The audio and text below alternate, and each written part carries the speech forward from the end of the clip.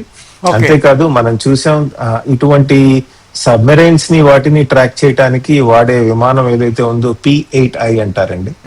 పొసిడియాన్ 8I అంటారు. అది మనం అమెరికా నుంచి కొనుక్కున్నామండి. ఓకే. అలాంటి విమానాల ద్వారా మనం ఇండియన్ ఓషన్ లో చేస్తాం. ఇటువంటి విమానాల ద్వారా ఆస్ట్రేలియా కూడా Indian Ocean, Pacific Ocean, south east ఏషియాలో ట్రాకింగ్ చేయటం జరుగుతుంది. ఓకే. ఇటీవల కాలంలో మనం మోడీ గారు ఇండోనేషియాకి వెళ్ళినప్పుడు ఇటువంటి విమానాలు వాడి మనం కొంత స్ట్రైట్స్ ఆఫ్ మలక్కా ఉంది కదా, మలక్కా జలసంధి, అవును. అక్కడ ట్రాకింగ్ చేయటం ఎట్లా అని. అంతేకాదు సింగపూర్ తో కూడా మనం ఒక అగ్రిమెంట్ కుదుర్చుకున్నాం. ఇక్కడి నుంచి ఎగిరిన విమానం కాసేపు దిగి పెట్రోల్ రీఫిల్ చేసుకుని మళ్ళీ సప్లైస్ పెట్టుకుని మళ్ళీ చెయ్యాలి అంటే గనక సింగపూర్ ని కూడా బేస్ గా వాడచ్చా లేదా ఆస్ట్రేలియాని బేస్ గా వాడచ్చా అని కూడా చర్చలు నడుస్తున్నాయి. సో ఇటువంటి అగ్రిమెంట్స్ ఏవైతే ఉన్నాయో చాలా ఇంపార్టెంట్ అగ్రిమెంట్స్ అవుతాయండి. ప్రస్తుతానికి ఏముంది, మ్యారిటైమ్ సెక్యూరిటీనే కదా అనిపిస్తుంది. కానీ హర్ముజ్ లాంటి సంఘటన జరిగినప్పుడు ఇటువంటి చిన్న చిన్న కార్యక్రమాలు ఏవైతే ఉంటాయో, స్నేహితులతో కలిసి చేసే కార్యక్రమాలు చాలా పెద్ద పాత్ర పోషించే అవకాశం ఉంటుందండి. సో కాబట్టి ఈ maritime security road map agreement ఏదైతే చేసుకున్నామో అది చాలా ఇంపార్టెంట్. ఇందాక మనం అనుకున్నట్టు ఎనర్జీ, న్యూక్లియర్ సెక్యూరిటీ మీద కూడా డిస్కషన్స్ నడిచాయి.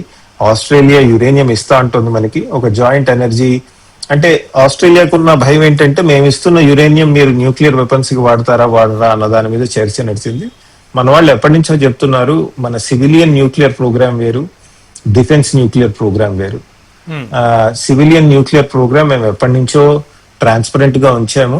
సో కాబట్టి అందులోకి ఏం వెళ్ళినా ఏం వచ్చినా అందరూ చూడొచ్చు, అది మీకు ఇబ్బంది ఏమీ ఉండదని చెప్పడం జరిగిందండి.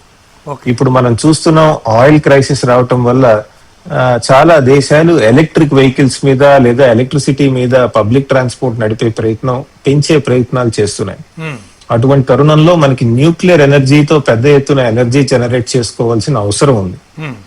పెద్ద న్యూక్లియర్ ఎనర్జీ అనంటే ఈ మధ్య కాలంలో small and modular nuclear reactors అంటారండి. అంటే చిన్న చిన్న న్యూక్లియర్ రియాక్టర్స్ కొన్ని ఇంపార్టెంట్ స్ట్రాటజిక్ అసెట్స్ కి కానీ లేదా ట్రాన్స్పోర్టేషన్ నెట్వర్క్స్ కానీ వాడటానికి వాడతారు. వాటికి కూడా పెద్ద ఎత్తున యురేనియం కావాలి. ఎవరిస్తారు యురేనియం? ఆస్ట్రేలియా నేను ఇస్తానని సంసిద్ధంగా ఉంది. సో ఈ విజిట్ కనుక తీసుకుంటే చాలా ముఖ్యమైనది. పెద్దగా మనకేమీ అనిపించకపోవచ్చు, అంటే గ్రాండ్ గా కనపడకపోవచ్చు, కానీ యురేనియం అమ్మటం అన్నది భారత్ కి చాలా ముఖ్యమైన డెవలప్మెంట్ గా మనం పరిగణించాల్సి ఉంటుంది. ఓకే, కాబట్టి అంటే ఇప్పటిదాకా జరిగినటువంటి ఈ పర్యటన చాలా వరకు ఫలప్రదంగానే ఉందని చెప్పి మనం భావించాల్సి ఉంటుంది, అంతేనా? అవునండి, చాలా ఇప్పటి వరకు అటు ఇండోనేషియా ఇటు ఆస్ట్రేలియా కనుక తీసుకున్నట్టయితే మనకు కావాల్సినవి కొన్ని క్రిటికల్ ఎలిమెంట్స్ మనం చూడటం జరుగుతోంది. అంతేకాదు ఇటీవల కాలంలో మనం కనుక తీసుకున్నట్టయితే వాణిజ్య రంగంలో మనకి అమెరికా మన మీద పెద్ద ఎత్తున సుంకాలు వేస్తోంది కదా, అలానే వేరే దేశాల మీద కూడా వేసింది. ఆస్ట్రేలియాతో కూడా వాళ్ళకి ఈ మధ్య కాలంలో కొంత అన్ని దేశాలకి, జపాన్ కానీ అందరి మీద అమెరికా ఒక సుంకాలు ముట్టికాయ వేయటం జరిగింది. తర్వాత సుప్రీం కోర్టు కొట్టేయటం జరిగింది. అదంతా ఉంది. అటువంటి తరుణంలో డైవర్సిఫైడ్ ట్రేడ్ రిలేషన్షిప్స్ అంటే విభిన్న దేశాలతో బలమైనటువంటి ఆర్థిక సంబంధాలు చేసుకోవాలి. కాబట్టి ఆస్ట్రేలియాతో కానీ ఇండోనేషియాతో కానీ మిగతా దేశాలతో మన వాళ్ళు పెద్ద ఎత్తున రిలేషన్షిప్ బిల్డింగ్ నడుస్తుందండి. ఇప్పుడు కనుక తీసుకున్నట్టయితే ఆస్ట్రేలియాలో చాలా పెద్ద ఎత్తున పెరుగుతున్న ఒక ఎథనిక్ కమ్యూనిటీ ఉంది. అంటే అది భారత సంతతికి చెందిన వాళ్ళు. భారత సంతతికి చెందిన వాళ్ళు చాలా పెద్ద ఎత్తున ఆస్ట్రేలియాకి వెళ్ళటం నడుస్తుంది. అంతేకాదు అక్కడ ఎడ్యుకేషన్ సెక్టర్ లో ఉన్నారు, వివిధ రంగాల్లో పనిచేయటం కూడా నడుస్తుంది. కొంతమంది అక్కడ సెటిల్ అయిన తర్వాత అక్కడి నుంచి వేరే దేశాలకు వెళ్తున్నారు కూడా, అమెరికా లాంటి దేశాలకి. సో ఓవరాల్ గా తీసుకుంటే భారత్ సంతతికి చెందిన వాళ్ళు ఎక్కువయ్యారు. కాబట్టి భారత్ తో పాజిటివ్ రిలేషన్స్ డెవలప్ చేసుకోవటం కూడా ఆస్ట్రేలియాకి చాలా ముఖ్యం. అటువంటి యాంగిల్లో కూడా ఆస్ట్రేలియన్ నాయకత్వం మనతో ఎంగేజ్ అవుతోంది.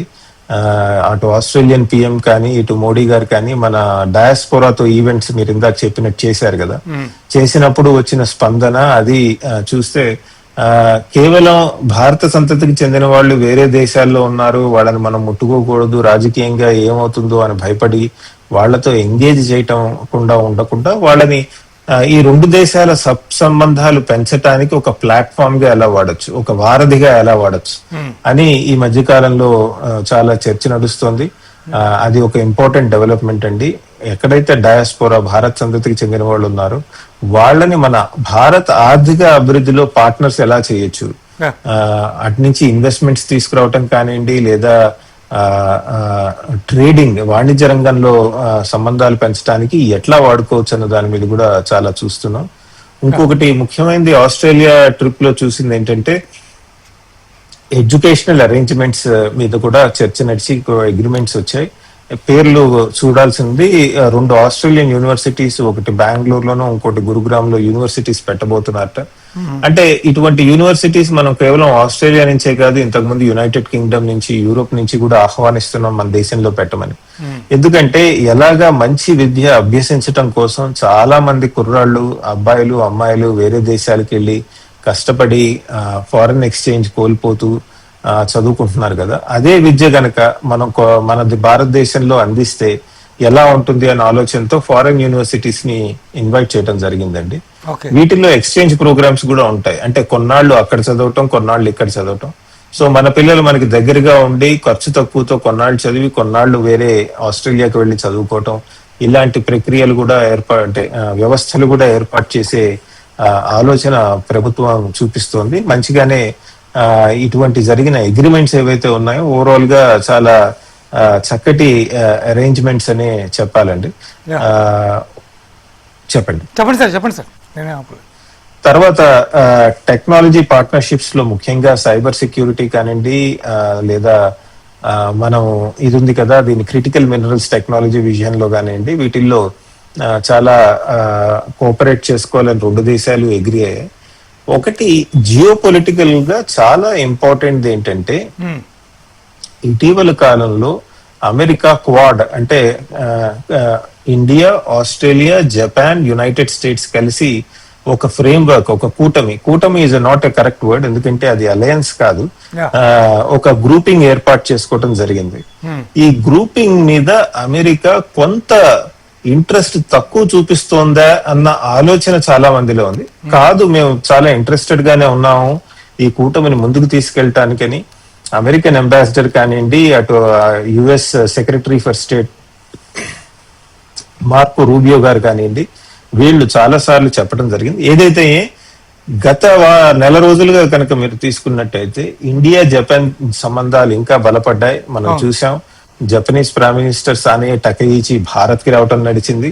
అలానే ఇప్పుడు ఇండియా ఆస్ట్రేలియా సంబంధాలు కూడా బలపడుతున్నాయి. అంటే ఈ క్వాడ్రిలేటరల్ లో ఈ ట్రైలాటరల్ ఏదైతే ఉందో India Japan, India Australia trilateral, ఆ ట్రైలాటరల్ కూడా ముందుకు వెళ్తోంది, బలపడుతోంది.